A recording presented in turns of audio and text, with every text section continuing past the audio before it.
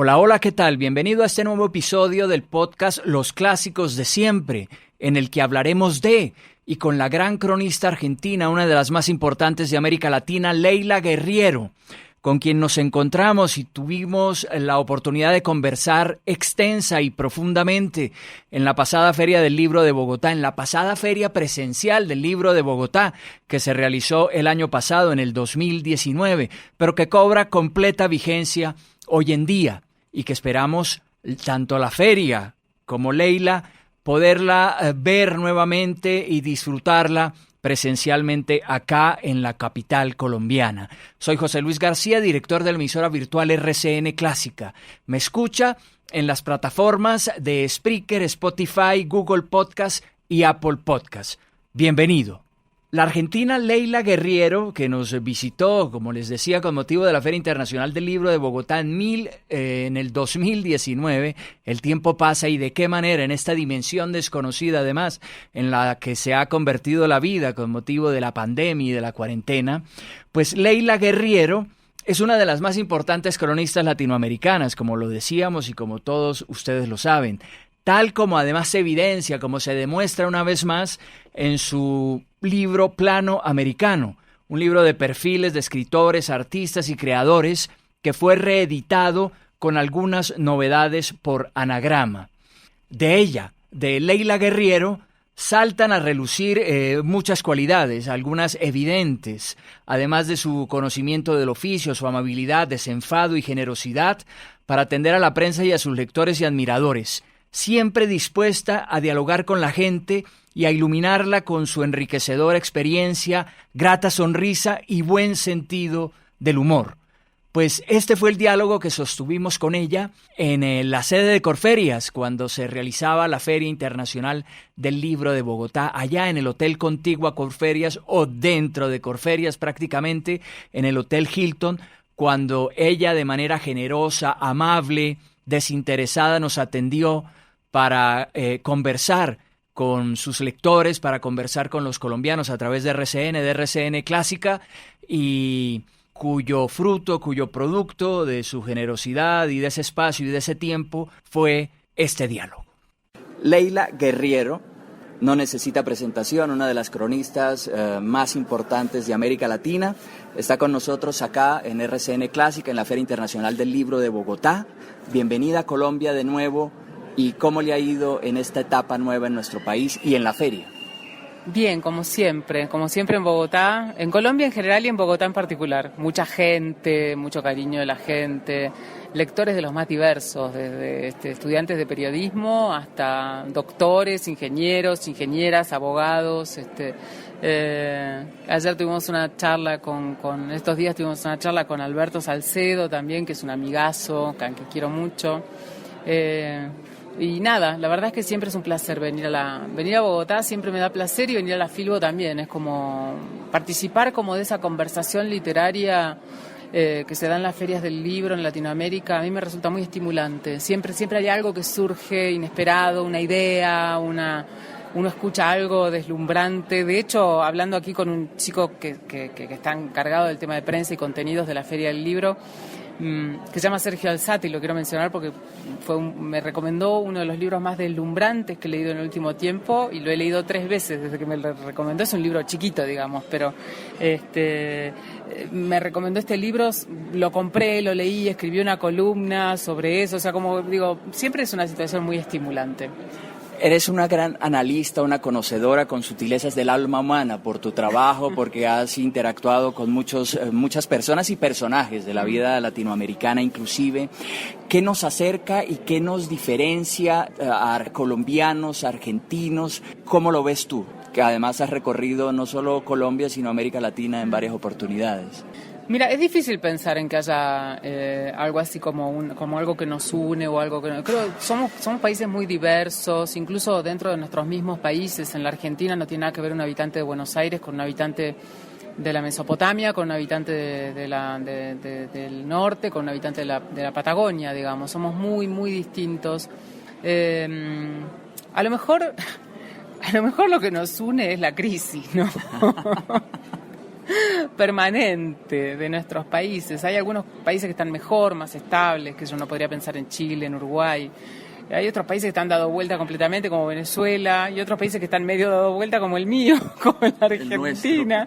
Bueno, sí, digamos, económicamente la Argentina está pasando por un momento muy, muy tremendo. Yo creo que, bueno, hay otra cosa más terrible que nos une y es el tema de la corrupción, creo, ¿no? Me parece que eso es algo que atraviesa toda América Latina, es como el tema de estos años. Parece que no hay manera de que se convenzan los políticos y los poderosos de que ser corrupto es ser un delincuente. Habría que enseñarles, ¿no? Habría que poner una escuela para...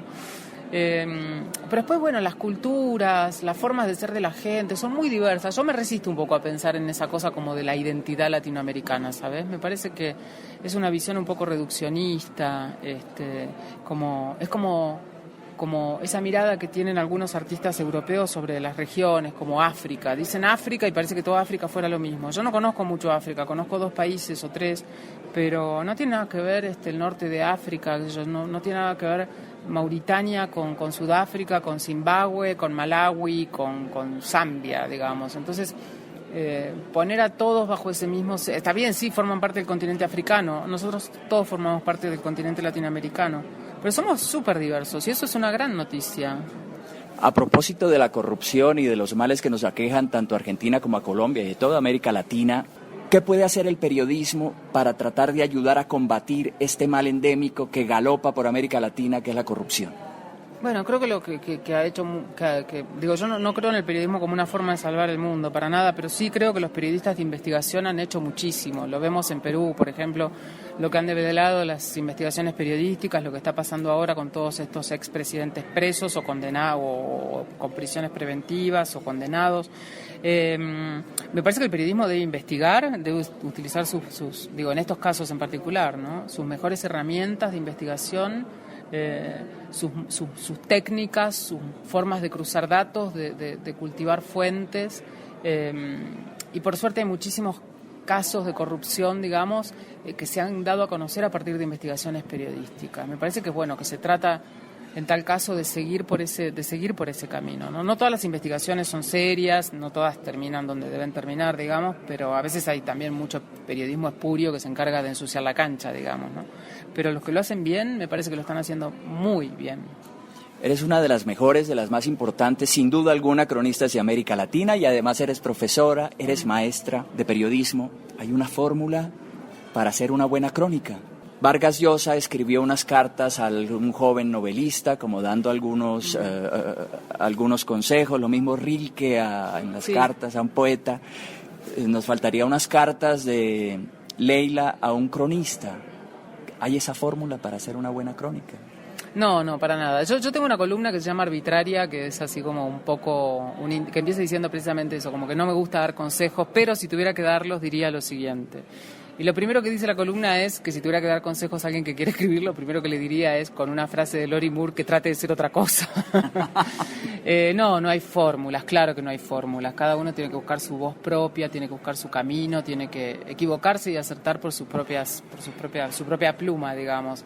A mí no me gusta dar consejos, no, jamás escribiría, o sea, digo, conozco las cartas que decís y me parece que han encontrado la manera justa, perfecta, porque son grandes talentos, de decir lo que ellos creen que debería hacerse sin ser soberbios, sin ser altivos, sin ser altaneros. Yo sé que no me saldría así, entonces prefiero no hacerlo.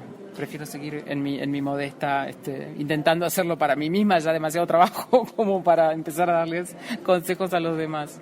Bueno, pero sí podrías dar a los jóvenes periodistas, a los que se están formando, y no solo a los jóvenes, a todo el mundo, algunas lecturas, algunos autores capitales que pudiesen ayudar a ilustrar, a enriquecer un proceso de formación acerca de cómo se escriben unas buenas crónicas.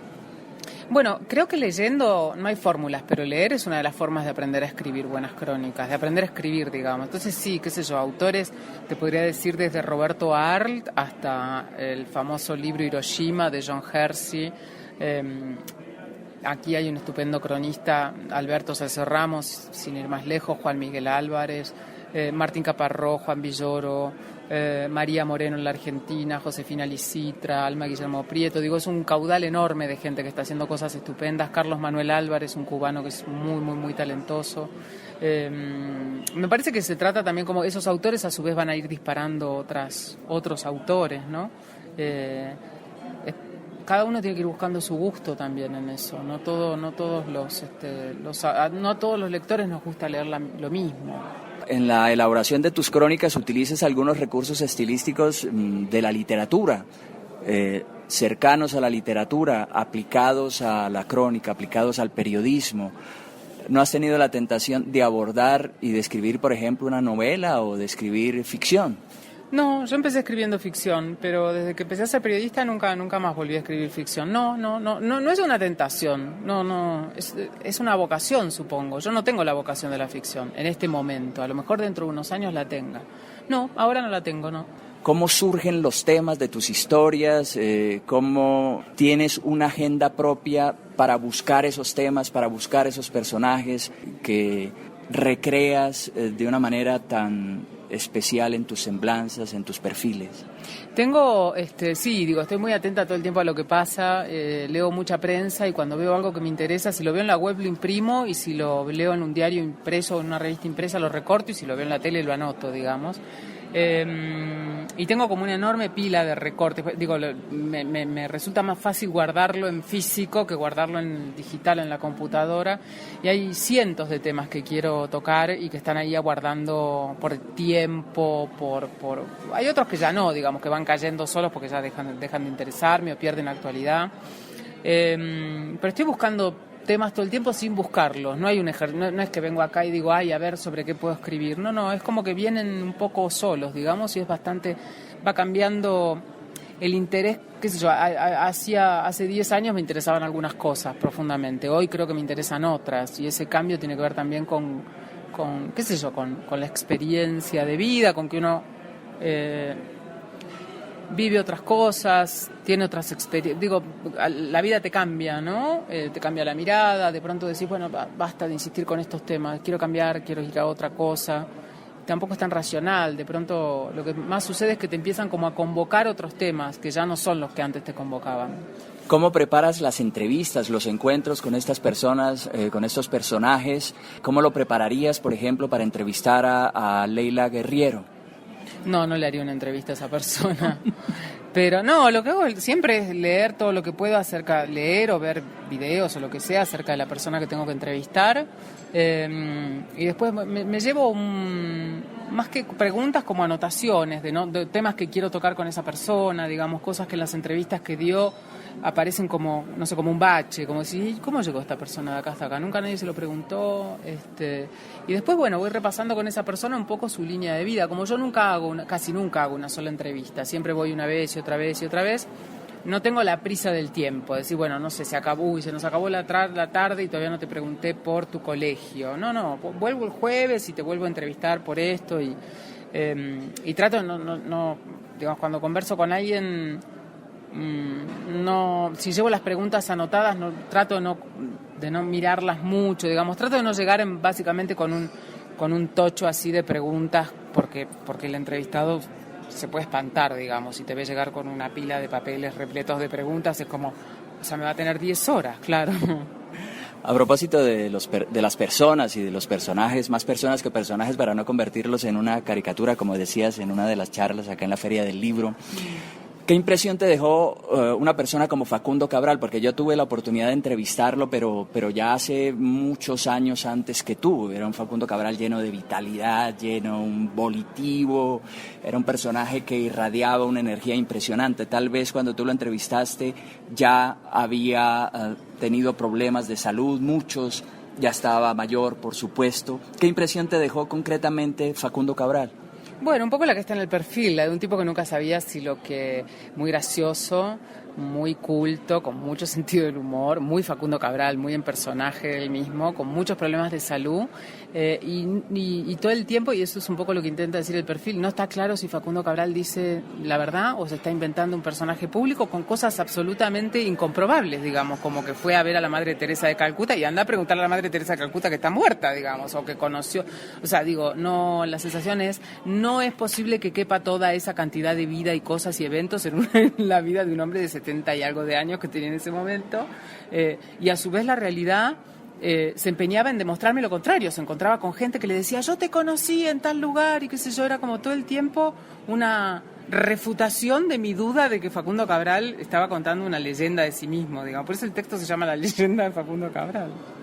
Este libro, Plano Americano, que tuvo una reedición al que le agregaste 5 perfiles, 6 perfiles, ¿cómo lo concebiste? Hay una unidad, por supuesto, porque son artistas, son escritores, son creadores.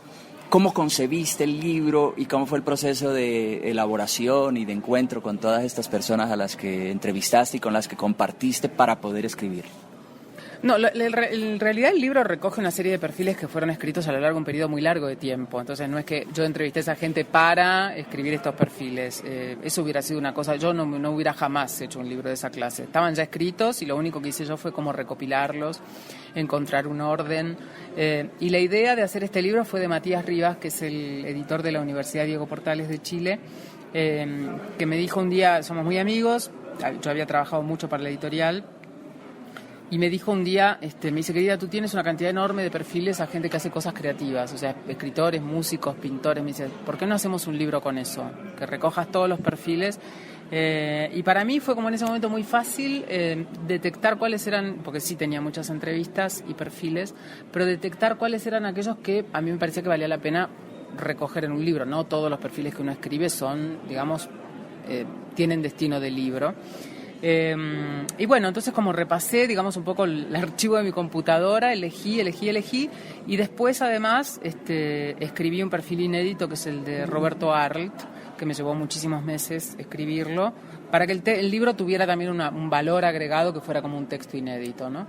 Y bueno, nada, eso, fui un poco como la editora de mi propio libro, decidí yo el orden de los textos, también decidí en esta reedición de Anagrama el orden de los textos nuevos que se incorporaron. Por ejemplo, hay un perfil de Idea Vilariño que estaba en el libro original y se agregó uno de Lori Moore, y están muy juntos en el libro, y la idea es la siguiente. Idea Vilariño fue amante de Juan Carlos Onetti durante mucho tiempo y Dolly Moore fue la mujer de Onetti hasta el día en que se murió. Entonces la idea es que estuvieran juntos para contar un poco, para que dialogaran entre sí los perfiles y se viera un poco las versiones tanto de Onetti que tenían cada una de estas mujeres como la versión que cada una tenía de la otra, ¿no? ¿Te impresionó especialmente alguno de los personajes que están acá en este libro, Plano Americano, y que te sorprendió en el sentido de que te lo imaginabas de otra manera y te encontraste con otra persona completamente distinta?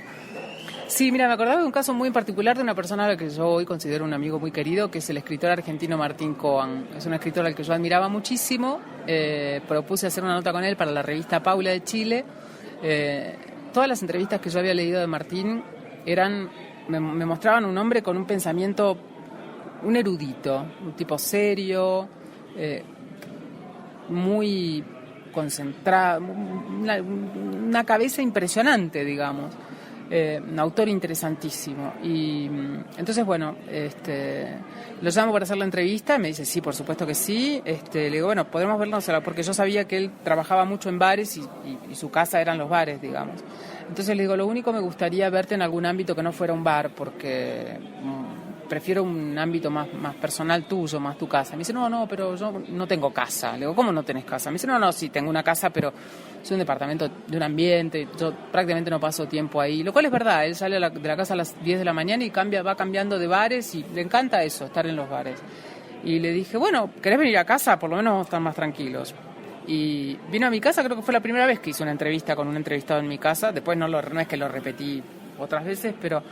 Y yo esperaba una persona súper seria, me daba un poco de susto, digamos, también, porque digo, bueno, estaría a la altura de esta inteligencia. Y lo que llegó fue una persona muy inteligente, brillante, con una capacidad de hablar de su obra y de la de otros, iluminadora, inspirador y todo, pero era un payaso, o sea, era cómico. Sus comentarios eran... yo no sé si era porque nadie nunca le había preguntado, pero con una vida y con una relación con su familia nuclear de padre y madre, absolutamente, o sea, y no tenía ningún filtro, no tenía ningún cuidado para hablar de nada, o sea, me contaba las cosas de la relación con su madre, con su padre, con una apertura que yo jamás hubiera dado por sentado eso. Bueno, me reí, por supuesto hablamos de muchas cosas serias también, digo, pero yo ahí, eso para mí fue una revelación. Yo de verdad no había nada que me hiciera esperar. Aparte Martín tiene una carrera como profesor, como académico, sus alumnos lo adoran, digamos, pero es un profesor que es muy serio, enseña Benjamin, enseña Adorno, digo, no es una persona que uno pueda decir, ay, qué gracioso Martín Coan. Y sin embargo, mira, estuve cenando en la casa de él y de la mujer Alexandra hace 2 semanas, el viernes de la Semana Santa, y en un momento yo creí que me daba vergüenza de cómo me estaba riendo, no me daban las manos para secarme las lágrimas porque era... Y no tiene que ver con que cuente chistes, sino que simplemente son comentarios puntuales a cosas de la realidad que son, pero para revolcar, para morir de risa. Tiene un humor, bueno, el humor es un rasgo de la inteligencia, ¿no? Bueno, en el caso de Martín es la inteligencia total, digamos, porque es también el humor total. Estamos en un mundo en crisis y el periodismo no podía estar exento de la crisis. Ahora con el advenimiento y el impulso y la fuerza de Internet, de las redes sociales, eso ha contribuido también a que el periodismo ahonde su crisis. ¿Cómo ve este momento del periodismo en relación con las redes sociales, en relación con los fake news, en relación con, yo diría que la baja en la credibilidad de los medios tradicionales frente a la opinión pública? Sí, mira, me parece que durante mucho tiempo el periodismo fue como un lugar. A mí me produce mucha desazón ver cómo pasamos de ser héroes a ser canallas los periodistas, ¿no? Héroes me refiero a que durante Latinoamérica estuvo recorrida durante muchos años por dictaduras horrorosas en los años 80, hasta los años 80 y en algunos casos bien entrados los 90. Muchos periodistas denunciaron cosas y pagaron esas denuncias con sus vidas y fueron... El periodismo fue un defensor de los derechos humanos, se denunciaron dictadores, se denunciaron torturadores, bueno. Y de pronto estamos en este presente tremendo en el que para la gente los periodistas son la peor carroña que puede haber sobre la tierra. Creo que tuvo mucho que ver muchos factores. Primero, el poder señalando a los periodistas como la víctima, como los generadores de todos sus males, digamos, ¿no? El poder diciendo el periodismo miente, el periodismo es canalla, y la gente, bueno, de alguna forma como entroncando con esa idea. O por lo menos los seguidores de esos poderosos, ¿no? Al final los gobiernos más populistas empezaron a señalar esto. La reacción del periodismo ante esos ataques fue, yo creo, completamente ridícula. En vez de hacer mejor periodismo, en vez de demostrar que los poderosos no tenían razón, lo que hizo fue reaccionar de una manera, publicando textos que de verdad hicieron que aquellos que señalaban que el periodismo mentía, qué sé yo, tuvieran razón. Transformando noticias en notas editoriales, manipulando la información desde los títulos, poniendo títulos que no son lo que después encontrás en la noticia, haciendo noticias, cubriendo solo un aspecto de la realidad y no el otro, haciendo textos periodísticos en los que solo se escucha una campana y no las 2 campanas. Digamos, me parece que la reacción del periodismo fue darse un tiro en el pie. Es como si, no sé, a mí me acusaran de ser una persona violenta y yo para demostrar que no soy violenta salgo con un bate a pegarle a la gente, decirle yo no soy violenta, ¿qué se creen? Digamos, estoy como reafirmando la idea de la cual me están acusando. Y a eso se suma esta otra idea de que todos podemos ser periodistas, digamos, entonces el periodismo ciudadano, la participación de los lectores, el medio dejando como diciéndole a todo el mundo, ¿saben qué? Cualquiera puede hacer periodismo. Y no cualquiera puede hacer periodismo. Yo lo siento muchísimo. Una persona que está en la calle con un celular y manda un Twitter y porque acaba de ver un choque de esto y lo otro y lo manda a un diario y se publica y tiene 400.000 retweets, esa persona no es un periodista, es un señor ciudadano buenísimo, gracias, responsable, que pasaba por ahí y mandó una información. Pero me parece que esto de seguir un poco tras lo que quieren los lectores y no imponer una agenda propia puede ser lo que termine acabando el periodismo, más que las redes sociales, más que cualquier cosa. Siempre nos calificamos y siempre estamos como en compartimentos estancos, pero para ti, ¿qué es el periodismo cultural y qué se puede esperar de él en un mundo como el de hoy? No, bueno, yo siempre digo, para mí el periodismo cultural se puede definir por los temas más que por las especializaciones de quienes lo hacen. Me parece que el periodismo cultural es aquel que se encarga de temas culturales, punto. No creo en las especializaciones. Me parece que un periodista debería poder escribir con el mismo virtuosismo y de hecho hay grandes ejemplos de eso. Con ir solo a dos basta. Martín Caparrós y Juan Villoro pueden escribir de fútbol, pueden escribir sobre filosofía, pueden escribir sobre la crisis de Nicaragua y pueden escribir sobre política. Yo no diría que ninguno de ellos es un periodista cultural, pero también podría decir de ellos que son periodistas culturales en términos de que se encargan de las cosas que culturalmente pasan en un tiempo en el que ellos están viviendo y del que pueden dar cuenta. Ahora hablemos del libro que estás presentando en esta versión de la Feria Internacional del Libro de Bogotá. Se llama Opus Gelber y lo publicó Anagrama y es el perfil de uno de los 100 mejores pianistas del siglo XX, que es un hombre argentino que se llama Bruno Gelber, que tuvo polio a los 7 años, que quedó con una pierna paralizada, que durante el año que pasó en la cama a los 7 años les pidió a sus padres que por favor lo dejaran seguir estudiando el piano. Que le encajaron el piano en la cama como si fuera una mesa de enfermo. Pasó un año en esa cama, finalmente a los 19 años se fue a Europa a estudiar con una estupenda profesora, siempre con su pierna mal. Se mantuvo allá con una beca casi de persona indigente, digamos, durante muchos meses, y que un año y medio después de llegar a Europa tocó el concierto número 1, Opus 15 de Brahms, y el crítico más importante de ese país dijo que estaban en presencia de un milagro. Y a partir de ahí la carrera de Bruno durante 50 años se llevó a cabo alrededor del mundo, sobre todo en el continente europeo y en Japón. Y yo lo entrevisté a él, que está de regreso a la Argentina, viviendo ahí desde 2013 en un barrio súper popular que uno jamás asociaría con un pianista o sea, es de la misma generación y amigo de Marta Argerich, digamos, y de su misma calidad. Y está viviendo allí en la Argentina, sigue dando giras, digamos, pero en un departamento muy bonito y todo, en este barrio súper popular a 20 cuadras de mi casa. Y lo estuve visitando durante un año.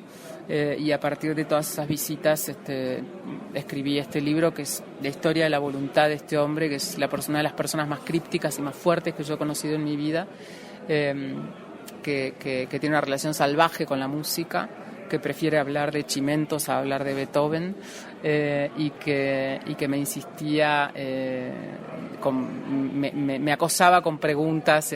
Acosar no es una palabra que ahora se puede usar mucho, pero realmente esto era un hermoso, me ponía en un ring y me empezaba a lanzar preguntas súper incómodas, hasta que entendí que esas preguntas formaban parte de la relación que él quería establecer conmigo. Así que bueno, todo eso está contado en ese libro, que es como el último proyecto que preguntabas, que está en el que pueden leerme por ahora. Ya vendrán otros. Que así sea. Muchas gracias, Leila. Bienvenida siempre a nuestro país. Gracias a vos, un placer. Leila Guerriero, una de las voces de la crónica latinoamericana más importantes de nuestro continente, acá, en la Feria Internacional del Libro de Bogotá. ¿Cómo extrañamos ese ruido de fondo de la gente, de los lectores, de los curiosos, que van a la feria por millares, a la Feria Internacional del Libro de Bogotá, la sede de Corferias, desde hace varias décadas, y que esperamos que pronto, que el próximo año, que ojalá de repente volvamos a disfrutar de ese ambiente, de esa atmósfera especial, de cultura, de literatura, de letras, de ideas, de creatividad y de mucha energía, tanto de los escritores como de los editores, de los bibliotecarios, de los libreros, del público en general. Como nos dábamos cuenta, Leila Guerriero presentó en esa feria su más reciente libro, en la Filbo 2019, que se titula Opus Gelber, retrato de un pianista, que como ella nos decía, pues lo publicó Anagrama, y es el perfil de uno de los mejores 100 pianistas del siglo XX. Los negros arabescos que forman la abundante cabellera de Leila Guerriero tienen algo parecido a su muy personal forma de abordar los temas de sus historias y los perfiles de sus personajes, algo que la diferencia de los demás y de las demás. Leila capta en una opaca radiografía, como se pudieron dar cuenta, el devenir reciente del periodismo. No se come mucho el cuento del periodismo ciudadano. Ella dice que para ser periodista hay que reunir ciertas características, hay que tener cierto criterio, hay que tener una formación especial y que no cualquiera puede ser periodista.